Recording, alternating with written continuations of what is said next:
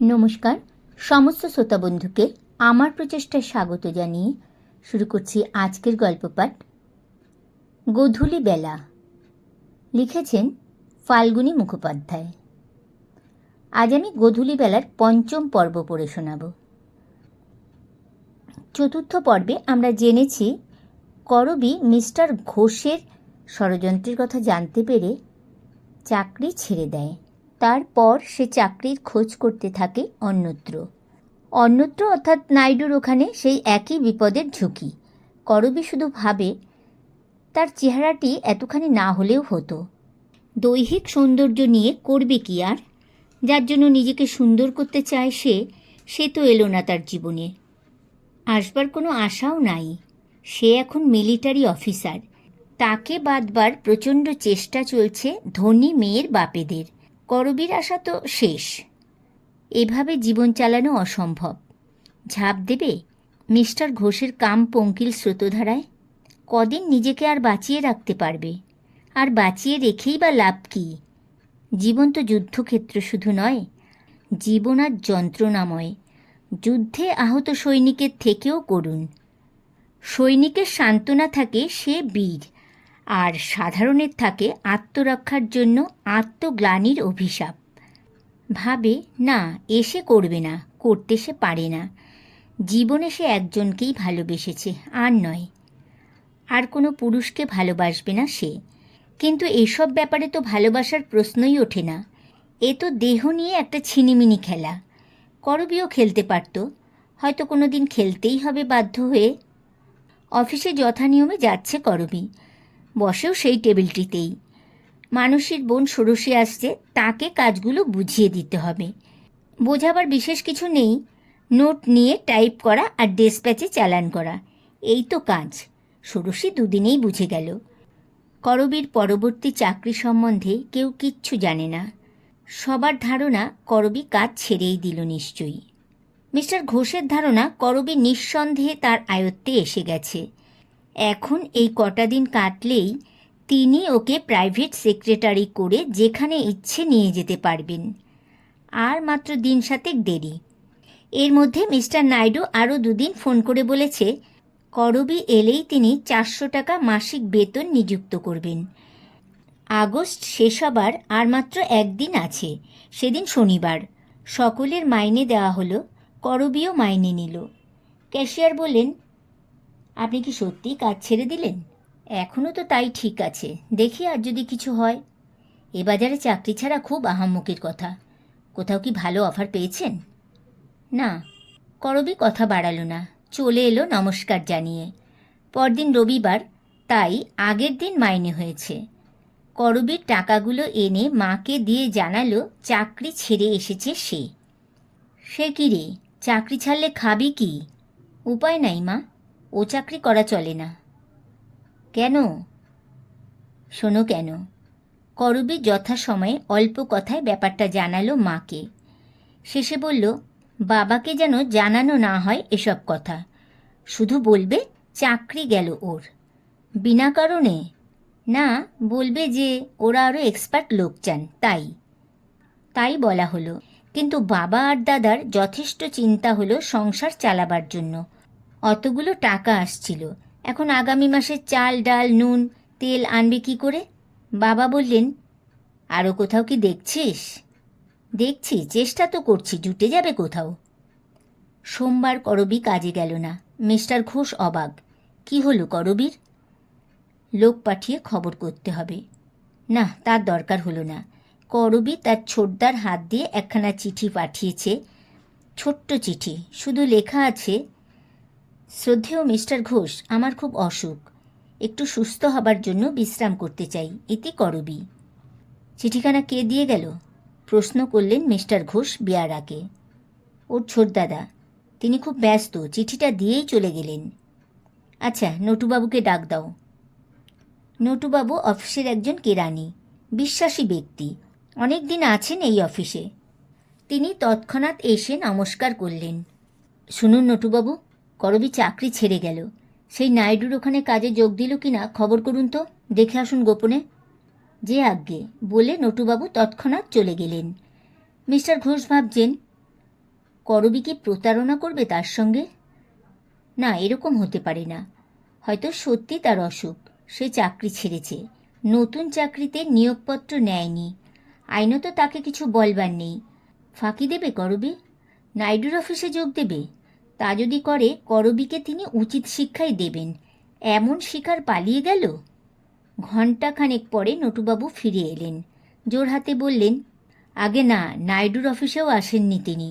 সম্ভাব্য আরও কয়েকটি অফিসে দেখলাম, না, করবী দেবীকে দেখলাম না। তাহলে অসুখই করেছে নিশ্চয়ই। কালই খবর এনে দেব স্যার। হ্যাঁ, আনতে হবে। যে আজ্ঞে। চলে গেল নটুবাবু। মিস্টার ঘোষ জ্বলন্ত চোখে চেয়ে আছেন করবীর শূন্য আসনটির দিকে। মনে মনে ভাবছেন, অসুখ যদি হয়তো কথা নেই, নইলে তিনি রক্ষা রাখবেন না। পরদিন নটুবাবু এসে জানালেন, করবী দেবী খুবই অসুস্থ। রবিবার রাত্রে তিনি হঠাৎ অসুস্থ হয়ে যান। তাই নাকি? আপনি দেখে এলেন? হ্যাঁ স্যার, কালই আমি গিয়েছিলাম।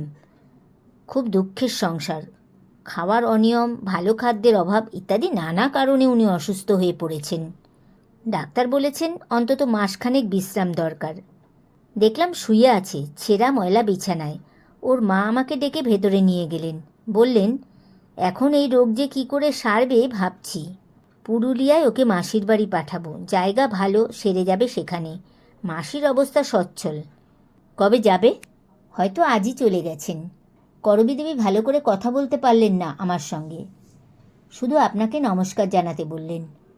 এখানেই কোনো নার্সিংহোমে রাখতে পারতাম যদি আমি। হ্যাঁ স্যার, আমি বলেছিলাম সে কথা। তাতে ওর মা বাবা দুজনেই বললেন, পুরুলিয়ার জল হাওয়া ভালো, সেটা তো কলকাতায় পাওয়া যাবে না। শুনে আমি আর কি বলবো স্যার। মিস্টার ঘোষ বিশ্বাস করলেন করবীর খুব বাড়াবাড়ি অসুখ। টাকা তার জন্য পাঠাবে কিনা ভাবলেন। করবী তো ছুটি নেয়নি, চাকরিতে ইস্তফা দিয়ে গেছেন। তার এখানে আর কিছু পাওনা নেই। দান হিসেবে দেওয়া যেতে পারে, তবে দেবেন কি না ভাবতে লাগলেন। আপাতত নতুন স্টেনোটাইপিস্ট ষোড়শীর দিকেই নজর দিলেন। কম বয়সী মেয়ে, দেখতে খারাপ কি, সুন্দর গোলগাল চেহারা, চোখ ঝলসানোর রূপ না থাক, যৌবনটা বেশ জেগেছে। ওর বোনও তো আছে, সেই এনেছে। সেটা তো নেহাতি কসাই বাঁধা খাসি। খুব বেশি আগ্রহ জাগল না মিস্টার ঘোষের। স্বীকার করার আনন্দ এতে নেই, এতে নেই কোনো পৌরুষের গর্ব। এটা তো একটা বাঁধাচাঁদা ভোজ। দুধ চাই না। মনটা খুব খারাপ হয়ে গেছে মিস্টার ঘোষের। হঠাৎই করবীর অসুখ করল কেন? বেশ তো ছিল। Low blood pressure? হ্যাঁ, খেত না ভালো কিছু। ডিম মাংস তো নয়ই, দুটো সিঙাড়া কচুরিও খেত না, দুখানা রুটি চিলতে গুড়। ওতে কি আর শরীর থাকে? আহাম্মক মেয়ে। ওকে তো রানীর হালে রাখার চেষ্টা করতে চেয়েছিলেন মিস্টার ঘোষ। মিস্টার ঘোষ অনেক চিন্তা করে একটা দাদন দেবার মতো 200 টাকা সহ একখানা চিঠি লিখে পাঠিয়ে দিলেন করবীর বাড়িতে, অফিসের বেয়ারা দিয়ে। করবী, তোমার অসুখ শুনে খুবই দুঃখিত হলাম। তোমার চিকিৎসা করিয়ে সেরে উঠে কাজে যোগ দিও। ইতি ঘোষ। 8-10 দিন পরে মিস্টার ঘোষ একদিন পাঠালেন নটুবাবুকে করবীর খবর আনতে। নটুবাবু ফিরে এসে বললেন, খবর পেলাম স্যার তিনি পুরুলিয়ায় গেছেন, এখন সম্ভবত আসবেন না, পুজোর পর নাকি ফিরবেন। যাগে, মিস্টার ঘোষ বিরক্তির সুরে বললেন কথাটা। নটুবাবু সবই জানেন কেন করবীর এত খোঁজ করা হচ্ছে। সব জায়গায় সব কৌশল খাটে না, করবী দিব্যি ফাঁকি দিয়ে গেল। নটুবাবু অতি ধুরন্ধর ধূর্ত ব্যক্তি। এ যাবৎ মিস্টার ঘোষের বহু বিচিত্র কাজের সাক্ষী তিনি। দেখেছেন বেপরোয়া মিস্টার ঘোষ নানা কৌশলে তার কাজ হাসিল করে এসেছে। একবার তার অফিসে ঢুকলে কেউ নিরাপদে বেরিয়ে এসেছে, এ পর্যন্ত তা তিনি দেখেননি। এই দেখলেন করবীকে, মনে মনে ভাবলেন, হ্যাঁ মেয়ে বটে। কেবল চাকরিতে জবাব দিয়ে নিঃশব্দে চলে গেল। নটুবাবু যেদিন খবর নিতে এসেছিলেন সেদিন সত্যিই করবীর সামান্য অসুখ করেছিল। এটা যেন ঈশ্বরের আশীর্বাদ। সেই সামান্য অসুখকে ফুলিয়ে ফাঁপিয়ে করবী এমন একটা অভিনয় করেছিল যাতে নটুবাবু বুঝেছিলেন করবী সত্যিই খুব অসুস্থ। ওর মাই সাহায্য করেছিল করবীকে, কিন্তু ওই নটুবাবুই এখানে তাদের জানিয়ে দিয়ে গেছেন চাকরি করবি ইচ্ছে করে ছেড়ে এসেছে। তারা বুঝেছেন যে কোনো কারণেই হোক করবি চাকরিটা ছেড়েছে নিজেই। ওকে মনিব জবাব দেয়নি। দুস্থ সংসারে এটা কেউ পছন্দ করছে না। নটুবাবু অবশ্য বলে গেছেন যে চাকরি যায়নি, করবি গেলেই আবার চাকরি পাবে। নিশ্চয় যাবে, বললেন ওর বাবা হারানবাবু। দাদাও বলেছে করবি দিন কয়েকের জন্য মাসির বাড়ি যাবে পুরুলিয়ায়, সেখান থেকে সেরে আসবে। পরদিন মিস্টার ঘোষের কাছ থেকে চিঠি আর টাকা এসে পৌঁছল। নিল করবি, না নিয়ে কোনো উপায় নেই। বাবা আর দাদা বলল, এত ভালো মনিব এ চাকরি ছাড়ে? কিন্তু করবি ওই 200 টাকা থেকে মাত্র 25 টাকা নিয়ে বাকি সব বাবার হাতে তুলে দিয়ে সত্যিই চলে গেল পুরুলিয়ায়। বলে গেল সে সত্যিই অসুস্থ, একটু সেরে ফিরবে। আপাতত হাতে অনেকগুলো টাকা এসেছে, তাই বাবা দাদা তারা কিছুই বললেন না। করবি ফিরে কাজে যোগদান করবে এটাই জানালেন তারা। কাজ না করে করবে কি? বিয়ে তো হলো না। অনর্থক পাড়ার সবাই মুখ মুচকে হাসে, ঠাট্টা করে বলে, বামুন হয়ে চাঁদ ধরতে গিয়েছিল করবি, সতীশের সঙ্গে ওর বিয়ে হবে? তাই হয় কখনো? এই লজ্জার হাত থেকে বাঁচার জন্যই করবি বেশি উৎকণ্ঠিত ছিল। তাই পরদিনই চলে গেল পুরুলিয়ায়। সেখানে পৌঁছে করবি ভালোই থাকলো। টাইপ কলেজের প্রিন্সিপাল রাধানাথবাবুকে জানালো পরীক্ষার তারিখটা যেন তিনি জানিয়ে দেন, করবি গিয়ে পরীক্ষা দেবে। মিস্টার ঘোষ সত্যি জানলেন করবি কলকাতায় নেই। হাতে বেশ কিছু টাকা এসেছে, তাই মুদির দোকানে দেনা শোধ করেও সকলের জন্য জামা কাপড় কেনা হলো। সবই প্রায় ছিঁড়ে গিয়েছিল, বিশেষ করে সুরভির স্কুলে যাওয়ার পোশাকের বড়ই অভাব হয়েছিল। সে সব হলো, কিন্তু আগামী অক্টোবরের জন্য তো কিছু রইল না। সম্বল দাদার চাকরির সামান্য সদেরিক টাকা। বাবা অবসর নিতে বাধ্য হয়েছিল। করবি এলেই তাকে চাকরিতে পাঠানো হবে, এ কথাই নটুবাবুকে জানিয়েছে ওরা। কিন্তু নটুবাবু বুঝেছেন করবি আর ফিরবে না। ফিরল করবি, সেপ্টেম্বরের শেষ তারিখে ফিরল। অক্টোবরের গোড়ায় ওকে পরীক্ষা দিতে হবে, কিন্তু বাড়িতে এসেই অনেকগুলি খবর পেল। প্রথম খবর, অত্যন্ত অভাবের মধ্যে দিয়ে দিন চলছে। করবি অবিলম্বে চাকরিতে যোগ দিক, না দিলে উপোস করে থাকতে হবে সকলকে। দ্বিতীয় খবর, সতীশের সঙ্গে রমেশবাবুর মেয়ের বিয়ে প্রায় সবই ঠিক হয়ে গেছে। সতীশ ফিরলেই বিয়ে হবে, অবশ্য অঘ্রাণ মাসে। তবে সতীশ নাকি 3 মাসের ছুটি পাবে, আসবে পুজোর আগেই। এবং তৃতীয় খবর এবং খারাপ খবর, মিস্টার ঘোষ আবার নটুবাবুকে পাঠিয়েছিলেন কয়েকদিন আগে। তিনি বলে গেছেন করবির চাকরি ঠিকই আছে, ফিরেই যেন কাজে যোগ দেয়। মাইনে পাবে 250, তাছাড়া মাঘী ভাতা ইত্যাদি। লোভাতুর চোখে আছে বাড়ির শুদ্ধ সকলেই, করবি এসে চাকরিটা নিক, অনাহার থেকে বাঁচাক পরিবারটিকে। এর মধ্যে ওর ছোদ্দাও একটি জায়গায় ঢুকে যাবে, সে বিকম পাশ করেছে। করবি সব খবরগুলো শুনল মায়ের কাছে। রাত্রে সুরভি বলল, এই দিদি, ওরা আর কথা বলে না, দেখা হলে মুখ ফিরিয়ে নেয়। মাও তাই করেন? তার সঙ্গে তো দেখা হয়নি। বৌদিকে দেখি, বোনকে দেখি, সেও তাকায় না পর্যন্ত। সতীশদার নাকি মোটা মাইনে হয়েছে, বড় চাকরি, বিয়ে তো ঠিক হয়ে আছে নর্মদার সঙ্গে।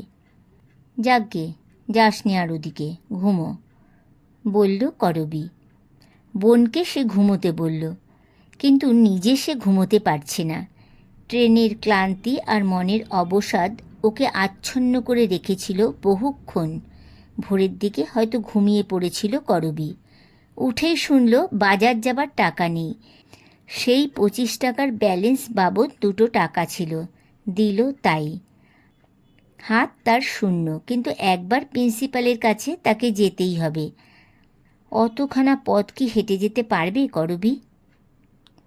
আজই 1 অক্টোবর, করবীকে কাজে যোগ দিতে যেতে হবে।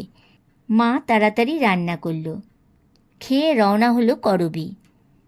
এতখানি পথ হেঁটে যাওয়া সম্ভব হলেও বহু সময় লাগবে, তাই করবী বাস স্টপে দাঁড়িয়ে ভাবছে কি করবে। 2খানা বাস চলে গেল। করবীর বরাত ভালো। দেখল মণি কাকাকে, পাড়ারই এক ভদ্রলোক। আমার খুব ভালো হয়েছে কাকাবাবু, পয়সাটা ফেলে এসেছি, আবার বাড়ি গিয়ে আনতে দেরি হয়ে যাবে। তার জন্য কি, এসো ওঠো, আমি পয়সা দিচ্ছি। করবী কৃতার্থ হয়ে গেল। মণি কাকা ওকে শুধু এক পিঠেরই ভাড়া দিলেন না, ফেরার ভাড়াও দিয়ে বললেন, এই নাও টাকাটা রাখো। আর কেন? ফিরে যাবে কি করে? কিছু খাবে তো, রাখো টাকাটা। টাকাটি নিল করবী, না নিয়ে ওর উপায় ছিল না। বাস থেকে নেমে টাইপ শেখার কলেজে রাধানাথবাবুকে প্রণাম করল। এসো মা, শরীর ভালো? আগে হ্যাঁ। বসল করবী। রাধানাথবাবু জানালেন, আগামী পরশু অর্থাৎ 3রা থেকে পরীক্ষা, তুমি এর মধ্যে একটু প্র্যাকটিস করে নিও। করবী তার আদেশ পালন করল।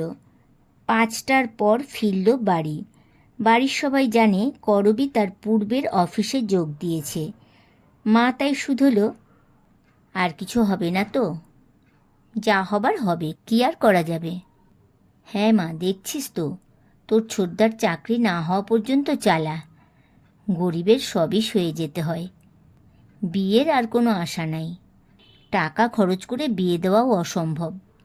আর বিয়ে দিলেই বা চলবে কি করে? এই পরিবারকে খাওয়াবে কে? করবী কিছু বলল না, নিঃশব্দে জামা কাপড় ছেড়ে কিছু খেলো। সে প্রায় মাসখানেক কালীবাড়ি যায়নি, যেতে হবে।